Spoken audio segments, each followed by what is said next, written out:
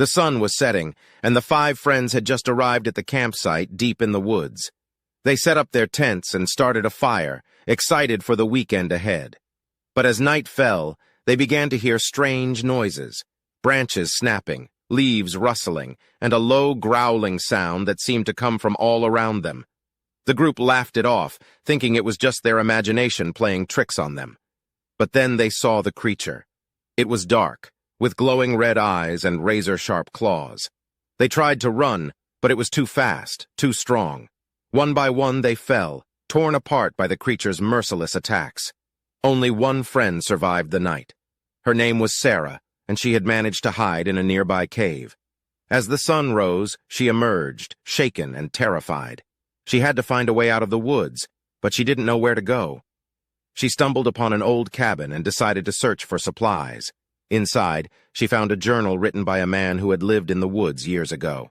The man had been obsessed with the creature, convinced that it was a supernatural being that had been worshipped by a cult that had once lived in the area. He had spent years studying it, hoping to find a way to harness its power. But in the end, he had disappeared, leaving behind only his journal and his dark secrets. As Sarah read the journal, she began to understand the true nature of the creature that had hunted her friends. It was not just a wild animal, but something much more sinister. The cult had used it as a weapon, sacrificing animals and humans to feed its insatiable appetite for blood. Sarah knew that she had to leave the woods and warn others of the danger that lurked there, but as she stepped outside, she realized that the creature was still hunting her. She ran as fast as she could, but it was always one step behind her. It seemed to know every move she made, anticipating her every turn. Finally, she reached the edge of the woods and stumbled onto a road. A car was passing by and she flagged it down. The driver took her to the nearest town, where she reported what had happened to the authorities.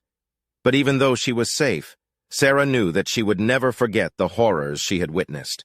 The creature would always be out there, waiting in the shadows, hunting for its next victim. And she knew that someday she might have to face it again.